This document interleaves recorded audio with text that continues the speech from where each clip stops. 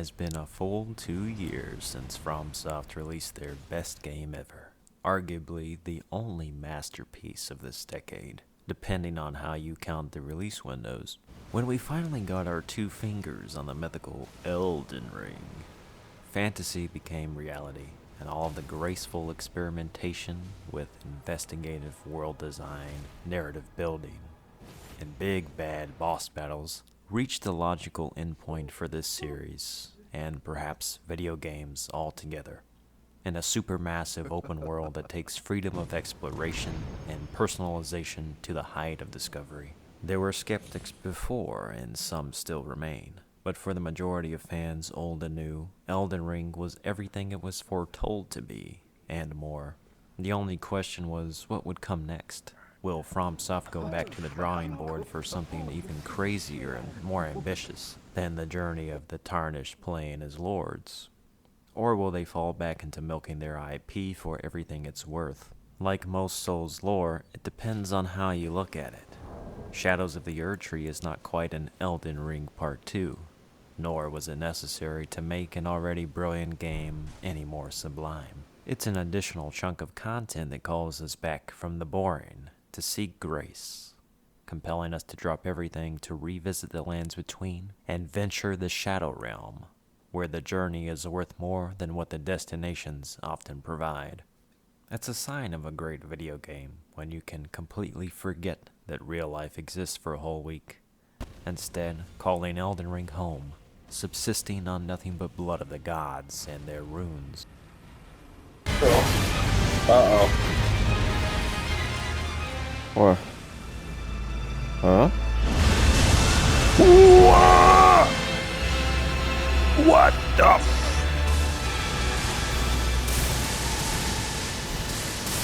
Oh my god.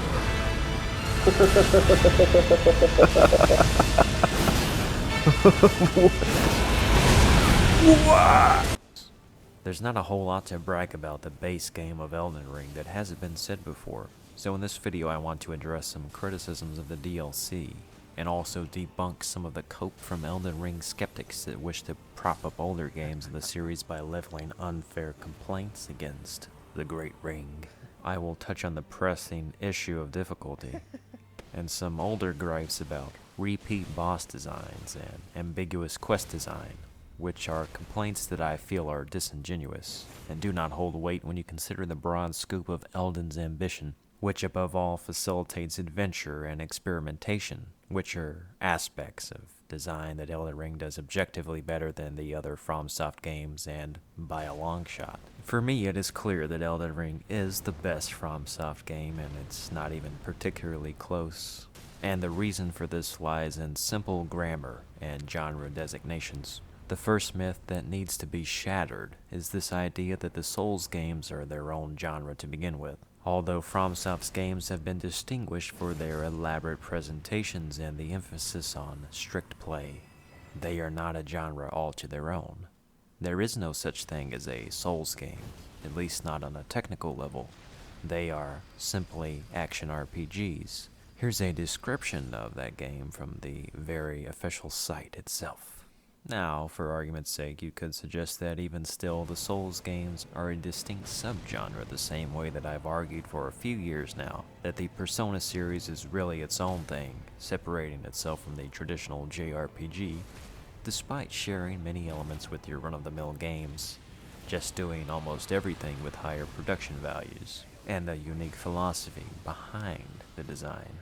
FromSoft did not invent any single element of game design that they incorporate into their games. Rather, they took elements from pre-established conventions and sanded down a few elements and grafted them back together in ways both hideous and beautiful.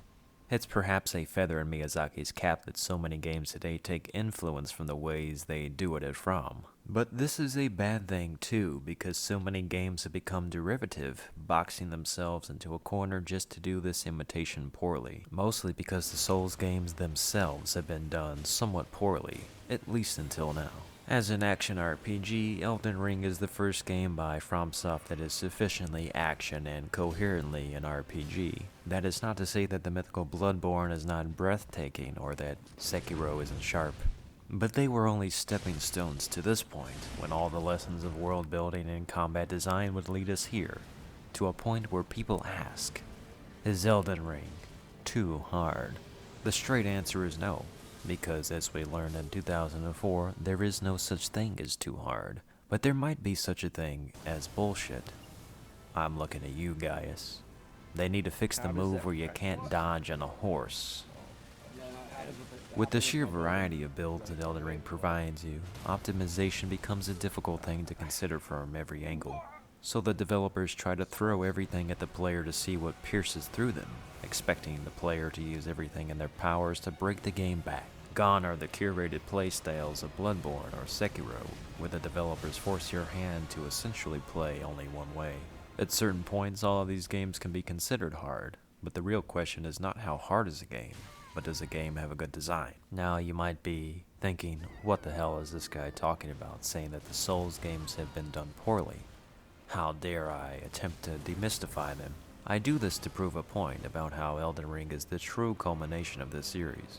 I said back in 2017 that the problem with Bloodborne, yes, even Bloodborne has inherent flaws, was that the difficulty is largely based on scaling and not on pure design, a critique that extends to the entire series as a whole. I said that the reason for any challenge at all was because you don't have a jump button and the fluidity of pure action games. In other words, the ability to break away from the fixed Z targeting, which is really Y-axis targeting, by jumping above and beyond. Simple problems that slow down the experience, like getting hit from behind an enemy even when you've dodged with the proper timing, could be solved if you had an element of verticality to the design. I was of course vindicated in 2019 when FromSoft decided to stop being stubborn and put that jump button back. That missing ingredient that had been in almost every action game and, hell, every platformer since the 1980s. I also said that the problem with Bloodborne is that it wasn't a mechanically complex game, essentially boiling down to a strong attack and a heavy attack and maybe one or two additional moves with the weapon transformations. Compare this to the complexity of DMC, Ninja Gaiden, and Bayo, and you will question why these Souls games ever got so popular as to overshadow their origins. If there was ever to be an oversaturation of character action games, what could possibly be beneficial for stripping back the progress the games have made from the isometric days, where many of the same issues persist? To create the arbitrary difficulty of the Souls games, they scale back the player advantages, making you weak at the very start, especially in comparison to the buffed bosses that are more of challenges by attrition than by dexterity. The interesting dynamic here is that by introducing a dedicated leveling system, this barrier can be broken dramatically by scaling up the player beyond even the threshold of the bosses. In other words, as an action game, the Souls games are slacking, but as RPGs, they trivialize their own designs in ways that make the difficulty negligible, depending on how you choose to play. But that's the conundrum of these games. They are shallow as action games, yet incomplete as RPGs, so as action-RPGs, they offer only half the battle. If you want a game with fluid dodge rolls with perfect iframes, play DMC, Gaiden, and Bayo. They also let you jump and combo in the air. If you want a parry system that isn't a gimmick, putting pause on the player advantage, again, the source point is there. Want a game with a slick dash left, right, and center? There will never be another trickster. When Neo came out, it finally alleviated some of my concerns about what FromSoft had taken credit for doing and actually doing wrong, or at least half-assed.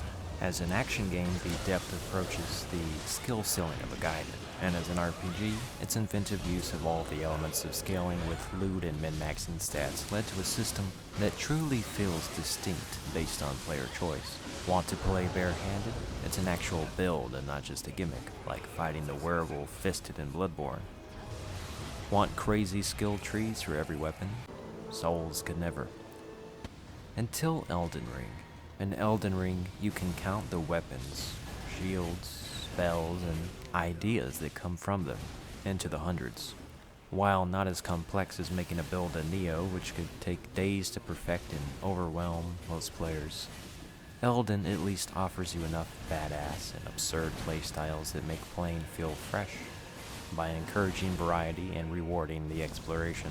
It's only right to take down a giant dragon by using a mix of melee, magic, horse jousting, and a mimic to bring the beast down to your level. It's the most expansive system that FromSoft has ever made, and for good reason. It's finally evolving what an action RPG can be, with the trademark Miyazaki mysteries surrounding the story and the act of scouting for secrets within. Elden Ring is certainly not too hard by design, even if the developers got a little cheeky with Melania and the final boss of the DLC. There are enough options in your disposal to make almost anything work in this game. It's not easy to say whether or not every boss can be optimized for every build, which is the one aspect that can be called into question. But it's also possible that you weren't supposed to be able to spam the really OP weapons endlessly on the bosses to begin with. It's a challenging game, but not an impossible or impractical one, and that's the most important thing. It's better than Bloodborne and the others because it's the game they always wanted to make, and were finally able to. A game that has a true identity of its own as a true action RPG in full 3D. It's not too hard because, like the Elden Ring itself, it was meant to be broken. Now, to tackle two criticisms about Elden Ring that just won't die. The repeat bosses and the murky quest design. I've never bought into the repeat bosses being a bad thing. To me, this is like complaining that there are too many repeat personas, which if you were talking about from game to game would be fair. And I get it. In a game that is all about the marquee boss fights over anything else, seeing 20 tree sentinels in the same game can be a little jarring. But in a game with upwards of 150 unique bosses, complaining about the recycling of fights is both foolish and off the mark. If anything, the issue with Elden Ring's repeat bosses is not that they happen too frequently, but not frequently enough. Another major issue with the Souls games, in my view, stems from the fact that the replayability is stunted by limiting boss fights to one per playthrough. You see, in a game designed for farming the trash mobs in order to initiate the strength needed to adequately engage the bosses, the main selling point of the Souls games, it makes little sense why bosses too cannot be farmed. Neo solved this by simply dividing the worlds into levels and offering level select as well as difficulty select, as a true action game should.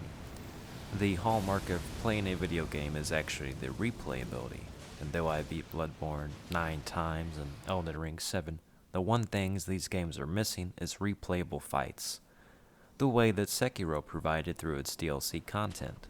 So for Elden Ring to offer fights more than once per playthrough is both an opportunity to relive the experience as well as to provide a skill check to see how far you've come from getting killed by tree sentinels and gargoyles to making the light work of them later on.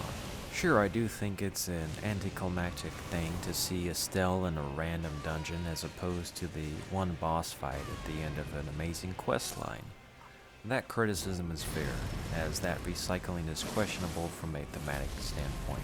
But given that Elden Ring is a huge open world with so many optional areas, you might end up missing some of these bosses the first time, or maybe the second time. So it's nice for the game to give you an additional opportunity to see them again in the same play file. Outside of Sekiro's boss rush mode, having the repeat bosses is the closest to true replayability that you're going to get in this series, especially in an open world game, and to me, that is a strength and not a weakness. The same can be said for the quest design and the very open-ended nature of exploration. Many people have been stumped and stumbled by the riddles of the NPCs, which obscure the direct path forward for completing the quests. The complaints stem from the potential to be locked out of a quest by advancing the story beyond a point of no return. But isn't this true with most JRPGs as well? Isn't it more satisfying and ultimately more natural to see the quests play out this way, without always having a map and a compass in order to get the true sense of wonder and discovery out of an adventure game? Not knowing where you're going or what you'll find is what makes Elden Ring so magical. It's not a Ubisoft game where you're bored with the task before you even complete it, because you can see from miles away where you're headed. Sure, you could get something like The Witcher 3, which has traditional map markers with novel quality writing, but Elden Ring is very much a detective game, and detectives must piece together clues so that, in the end, when it all makes sense, it feels like a personal accomplishment rather than a certificate of participation. Which does lead me to a few criticisms that I do have of my own, like no trophy list for the DLC. This doesn't matter so much in the grand scheme, but losing the ability to chronicle the journey and have proof of beating the final boss is a downer. Not only that, as much as I love exploring the lands between and the Shadow Realm, it feels like they listen to too much of the criticism about the repeat dungeons, and instead there seems to be a lot less packed into the world in the DLC. A little too much empty space. But again, the journey is probably more important than the destination, and yes, it is a little bit of a letdown to get to the end of the Cerulean Coast and really find that there's nothing there for you. But that sense of wonder always keeps you wanting to see what they will think of next until you've seen it all.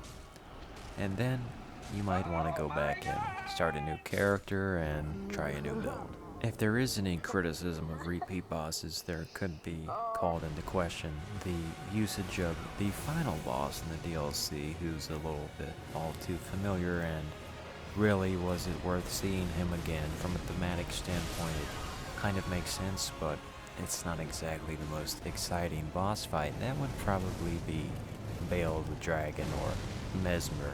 There are some really good bosses in this DLC, and I don't think that it's too hard at all.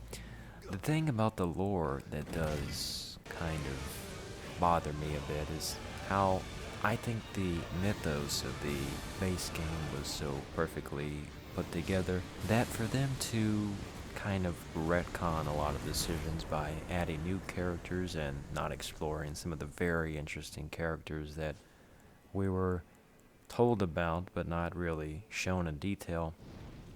I don't like how you have the Erdtree, which is the very center of the universe, and then you have contradictions like the Halig tree, and now you have the Skadu tree, and it really seems like they're kind of violating the use of Chekhov's gun, which is if you're going to introduce something into a story, you need to at least show it, if not fully explain it. Traditionally, we were told to show, not tell, and FromSoft kind of does the opposite. They tell, not show, which leads to the ambiguity. Of course, this kind of investigative storytelling is a preference for a lot of people that find it more refreshing than what the traditional video game narrative does, and I can finally understand that. I think that Elden Ring has the best lore, the most coherent lore out of any of the games that they've done so far. But that's another video to talk about the lore, and that they really do a great job explaining some of the motivations behind the origins of the lands between. Or did they get a little messy with some of the new retconned plot devices that they've, or I should say, some of the new retconned plot points that are kind of just rehashing what we've already seen in the main game. I don't know if it's all that necessary, but I do think that all in all, Elden Ring is a masterpiece. It is arguably 10 out of 10. A perfect 10! And that does not mean that it's perfect. A masterpiece to me means that it's exemplary in every facet of design, while also going above and beyond what we've ever seen in the genre, and for open world games and adventure games altogether, and as well as the action RPG genre, I do think that Elden Ring should be considered rightfully a masterpiece, and probably the only true masterpiece from this developer. I know people love Bloodborne and Sekiro and even the other Dark Souls games, but there's a growing audience of people that looks back on those games not so fondly, because really they've been retooling their kits all along in preparation for something like Elden Ring. And like I said, this is the first game to be a true action RPG. It's pointing the way forward, and it's up to them and other developers to reimagine what games can be, instead of just copying all of the elements that we've seen before, which is the great thing, and why I said that Elden Ring really is Bloodborne 2, because if you really had a Bloodborne 2, you may as well find that Bloodborne might be demystified by some other developer trying to do the same thing, or even FromSoft repeating themselves. It's good that they try to tell a new story each time, but also remember that the fundamentals should always be there. We should not be removing the jump button and other elements of design. You don't reach the peak and then go downhill. Not in the land of video games, at least. You want to keep the peak sustained for as long as possible. I'm climbing up this guy's ass. What the fuck?